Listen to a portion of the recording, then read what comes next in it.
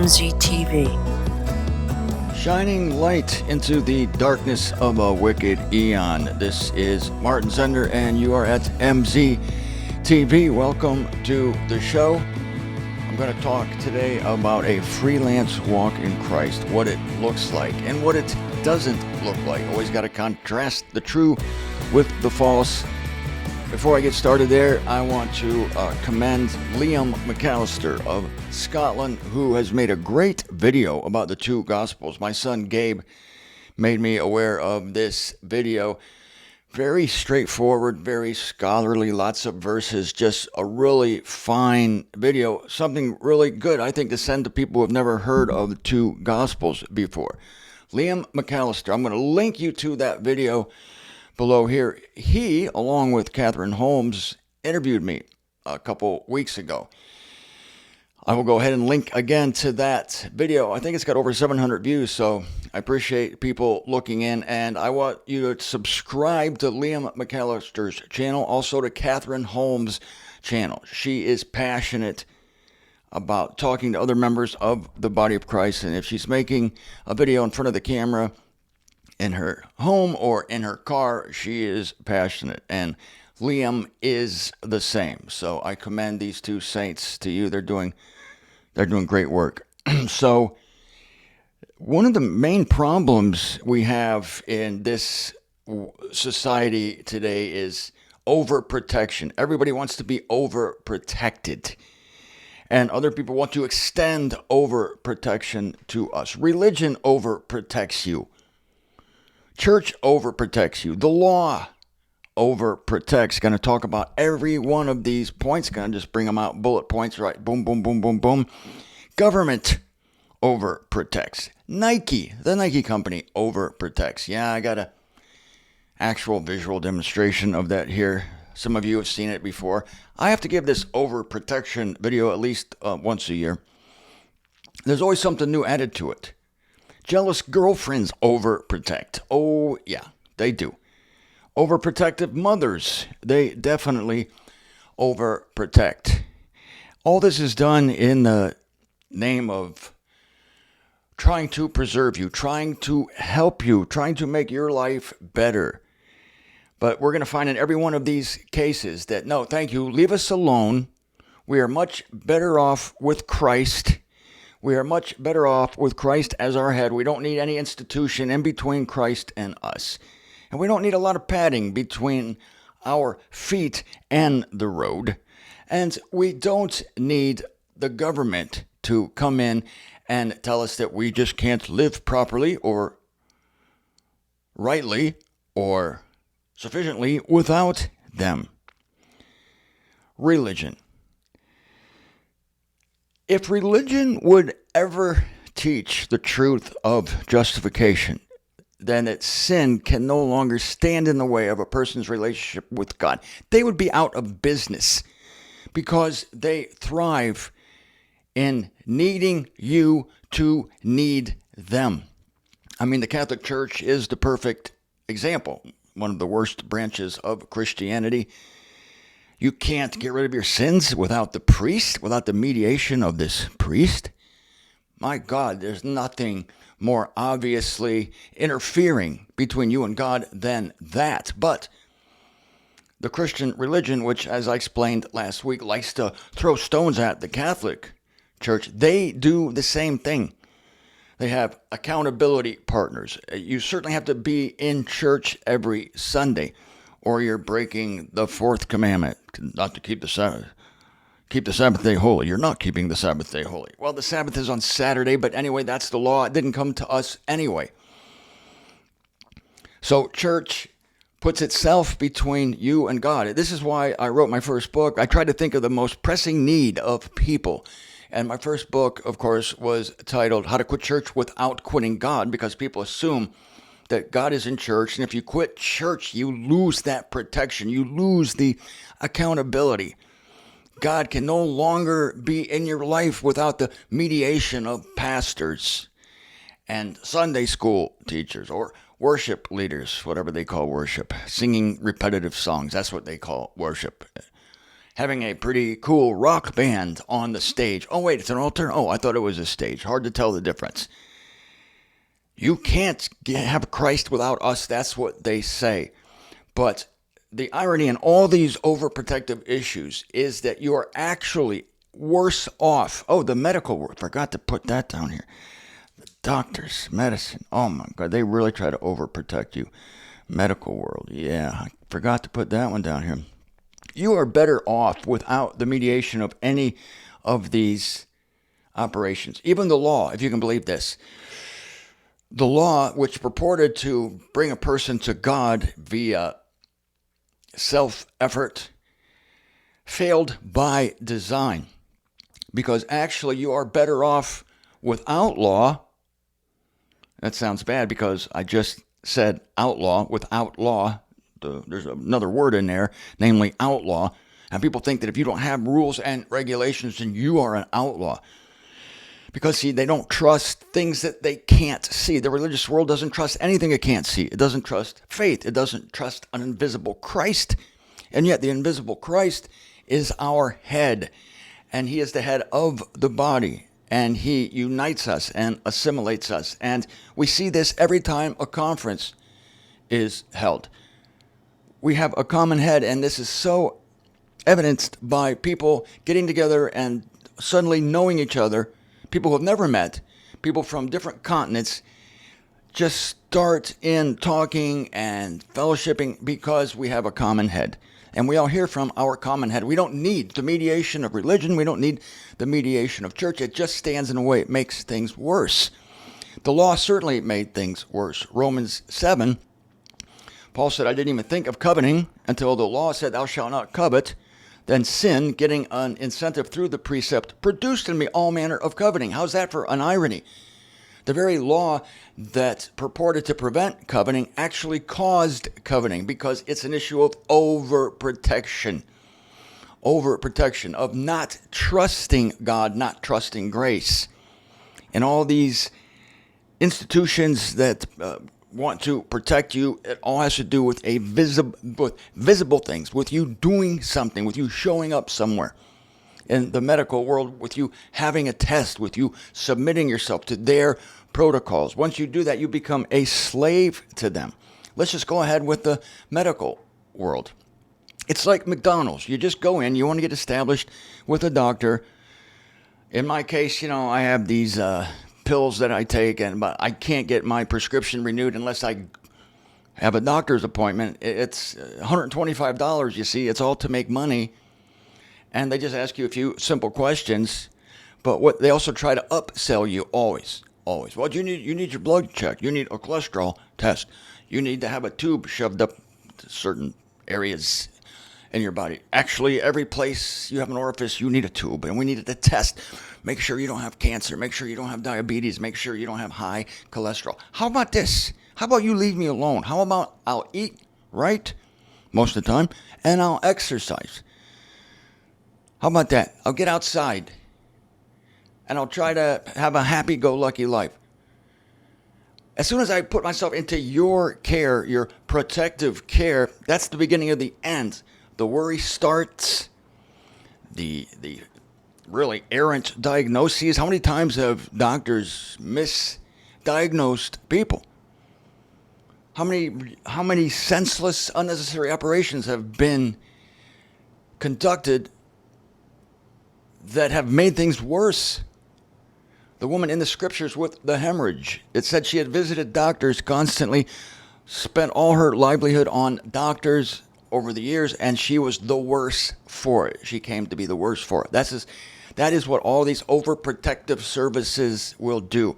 And if you submit yourself to their, quote, care, unquote, then you've traded an invisible freelance walk for a visible walk that is tied. You tie yourself. You become tied with these strictures, with these rules, with these tests, with these regulations, whether it's the medical world, the religious world, government.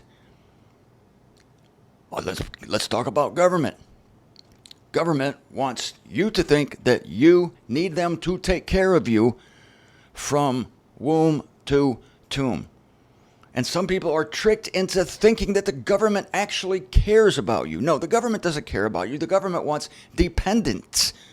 The government wants and needs people to need them just like the church so that they can feel important, so that they can have a power in your life. You don't need them. It's a trick to believe that you need all the various services that the government provides. What it does, when you get free anything, when the government says, we're going to help you by giving you free money, it kills the human spirit. It kills a person's need and desire to make something of themselves in the world. People need to be able to fail, to pick themselves up again. Government prevents that. We're going to protect you from what? We're going to protect you from failing. But wait a minute, failing is good for me because I find out what doesn't work. I learn lessons, and I find out the resolve and the reserves I have within me to pick myself back up from the failure, and that is all very important in human development. The government will take that away from you. And I know my friend Drew Costin, who is watching this, he'll disagree with me. Drew lives in Canada, in Toronto, and I love this guy. We're good friends. He has done some proofreading work for me. Great guy, but he thinks that the government is the answer. Government needs to decide how much money you should make. Government needs to decide how much money they will take from you. What do? They take from people who are producing and they give it to people who are not producing as a means of protecting. We need to protect society, but this ruins people on both ends. It ruins the people who are producing because they're punished for success, and it ruins the people who are getting something for nothing because it takes away their incentive to live, their incentive to feel good about themselves, to get a job.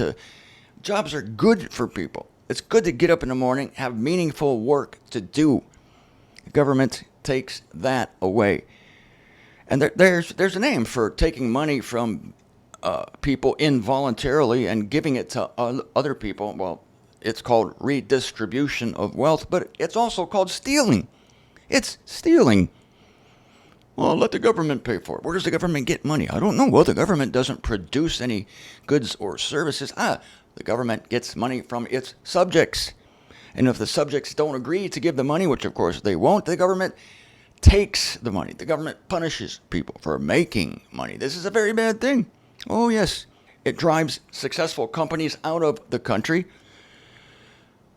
It destroys the middle class because most people in the world just want to be left alone. Leave us alone to live our lives the way we want. We'll pay our fair share of taxes, but leave us alone. Let us decide if we want to be generous. The ironic thing is, I'm going to get off government very soon here. The strange thing is that the people who think government is the answer, government needs to take money from people who make too much. Shame on them for making too much money. We need to punish them with punitive taxes and give it to other people who aren't so hot at producing things. The weird thing is that those people who are for the government, you don't find them really giving to other people. Because when someone forces you to give to other people, it becomes a law, it becomes a compulsion, and then you resent it. But if people are left alone, they are much more apt to be generous with their money. Let people decide. Let the individual decide to help the poor, to give to causes that they believe in, to give money to people to help them on an individual basis. Let it be from the heart, not from compulsion. That's the way this whole freelance operation that I'm doing here works. Anyone who gives to support my work to help me keep going, they do it out of their heart, out of God moving their heart, never out of compulsion. I'm not going to tell people, hey, really, you really haven't given me anything to help me do this work. No, it's all free. It's all free to anyone who wants it. And I trust God to move the hearts of people. You see, there's part of a freelance walk. That's a freelance walk. It's scary. Oh, yeah, freelance walk is scary. Sometimes it's scary to not get a government handout and to have to make it on your own. It's a scary proposition. Many people can't do it because they need the comfort of the institution. Many people need the comfort of the government, of the church, of religion, of the doctor's office. Oh, whenever they get a sniffle, whenever they get a headache, they go to the doctor. Headache might be a brain tumor. Sniffle might be the dreaded something or other. So they go to the doctor, and the doctor wants to open you up. The doctor wants to submit you to a bevy of examinations. As soon as you enter that portal, boy, I tell you what, you're going to have more worry than you ever had before. Worry kills more people than war. Stay out of the doctor's office and don't worry. I know we have to submit ourselves to government, but the government that is laissez-faire, the government that is hands-off is always the better government. We don't want authoritative governments. We don't want top-heavy governments. We don't want a top-heavy medical world that takes on political power and exercises it over the people, because this power corrupts. And as we know, power corrupts. Absolute power corrupts absolutely. People like to tell other people what to do. Ooh, that is another common theme here. People like to tell other people what to do. Your pastor likes to tell you what to do. The Pope likes to tell the Catholics what to do. The priest tells the Catholics what to do. Your representatives in Congress, your representatives in the Senate, the president, they like to tell people what to do. But if they were true to their calling, they would realize that they are servants. You're the boss. Boy, what happened to that theory? Oh, Jesus, it's not supposed to be a theory. It's supposed to be a fact. In a representative government, you are the boss.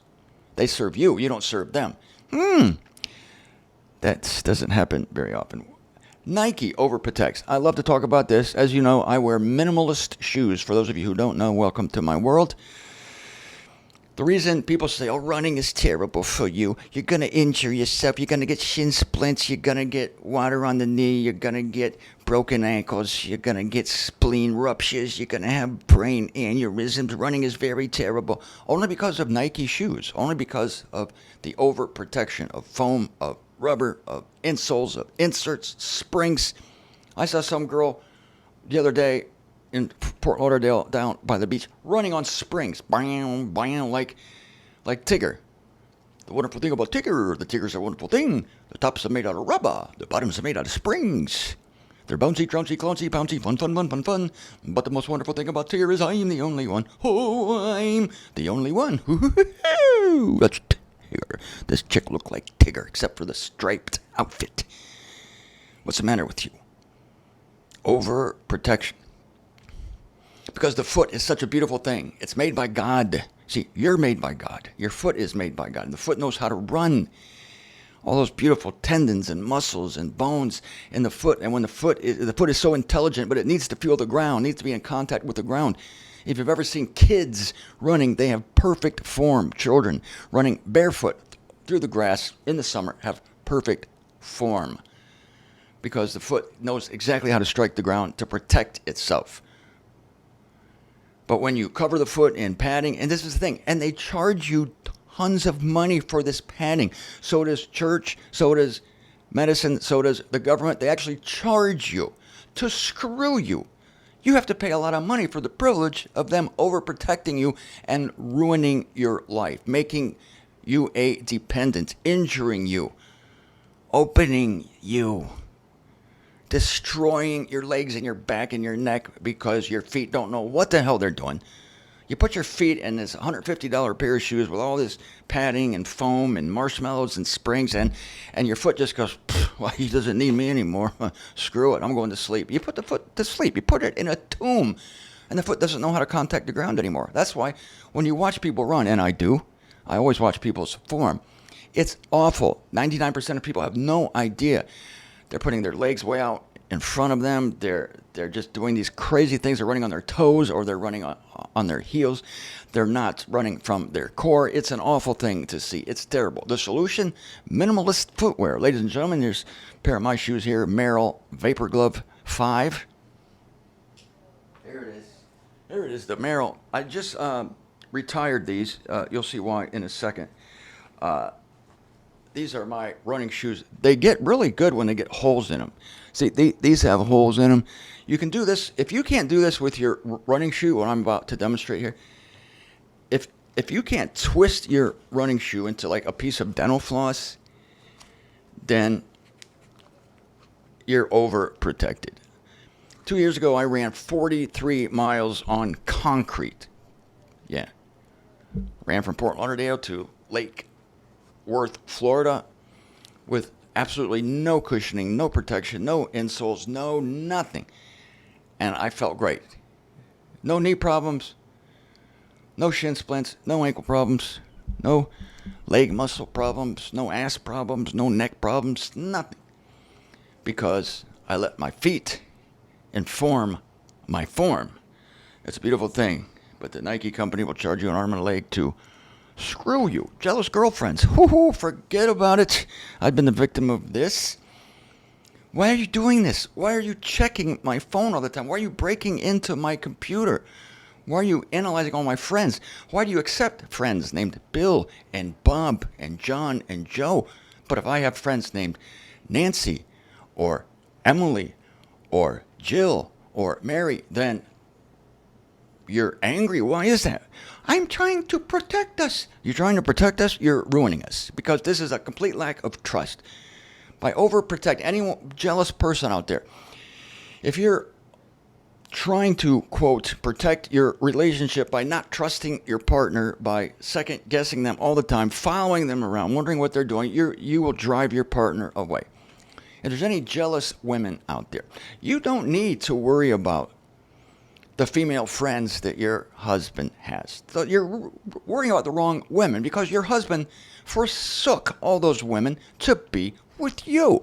The women you need to worry about are the women in his future, after you completely ruin your relationship. Relationship has to be based on trust and sanity. But you're scared. Yeah, you're all scared. You're scared that your husband or your wife is going to cheat on you. They took a vow not to. If they're a halfway decent person, they're not going to do it. And they tell you that you're the only one. They forsook all others to be with you.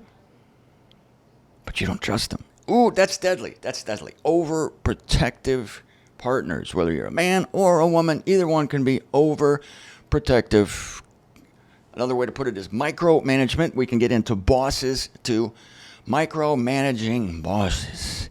The postmaster at the post office where I used to work in Willard, Ohio, 8 o'clock, he came out and said, "Time to put the flag up, Zender. Time to put the flag up." Really? It's time to put the flag up? 8 o'clock? I didn't know that.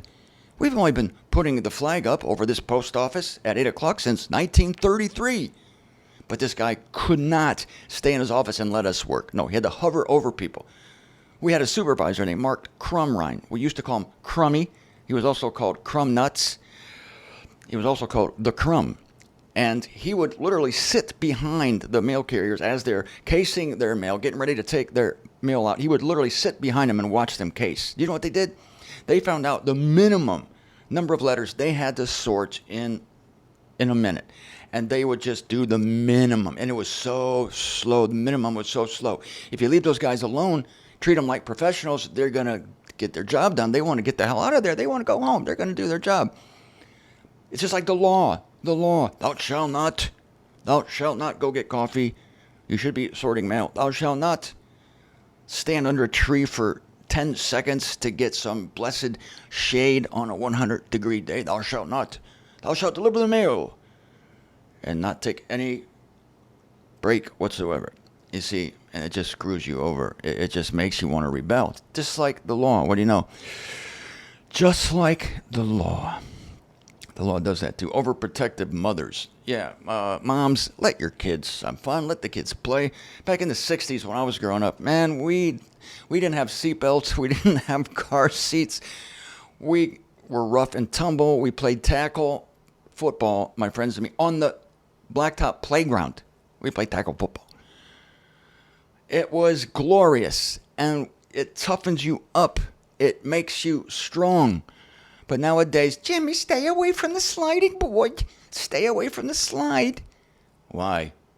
Because you might go down the wrong way. You might land the wrong way. We need to put a pad at the end of the slide. Let's put a pile of Nike shoes at the bottom of the slide so everybody can land on some cushy insoles. Oh, don't do it. Yes, your kids need parameters. They need rules. because they're not smart enough not to eat sweet tarts for breakfast or Pop Tarts for dinner. So yeah, you have to do that. But when it's playtime, let them go, let them rough, let them tumble. I got to be careful here. Watch me be careful. In the medical world, same thing. You expose yourself to the world and you develop immunity to things because your body naturally builds, am I allowed to say antibodies? Naturally, by exposing yourself, by playing in the dirt, by swimming in the rivers, it protects you. But when you attempt to overprotect yourself, to never get touched by anything, if you wear gloves and a face diaper and you try to stay 25 feet away from everybody, then when something does come up, your body's not going to be ready for it because you've overprotected it. You haven't steeled it. You haven't let it steel itself. The body is intelligent. The foot is intelligent. I'd be running barefoot. When I lived in Sao Paulo, Brazil, I would run 6 miles barefoot through the city. Yes, through the city. What about the glass, Martin? Weren't you afraid of stepping on glass? I had 2 very high-tech tools that I use to avoid stepping on glass. The highest tech tools you can imagine is my left eye and my right eye. And by the means of these amazing organs, I avoided stepping on most glass. Oh, but that means you did step on some glass. Yes, I did. What did you do? I stopped and picked it out. I stopped and picked the glass out of my foot. Isn't that what most people would do? I mean, it's simple. It's simple. A freelance walk with Christ, of course, is the same thing. We don't need intermediaries. We do need each other. What we need is our head. And we trust our head, Jesus Christ. And we trust grace. Grace has power to keep us. Grace has more power than law. Law incites the flesh to sin. Grace says, and Christ says that no matter what you do, I'm here for you. I love you. You mean you're not going to check my phone or my email? No, I'm not even going to check your phone or your email. You're a good person. Oh, wow, I don't know how to react to that. Well, just say thank you. Just say thank you and be glad that Christ is real and he's our head. Grace has power. It's real. It's a force. It's called being free. It is called being free. Ladies and gentlemen of my audience, the smartest audience on YouTube, be free. For freedom, Christ freed you. And do not submit yourselves to any form of human bondage.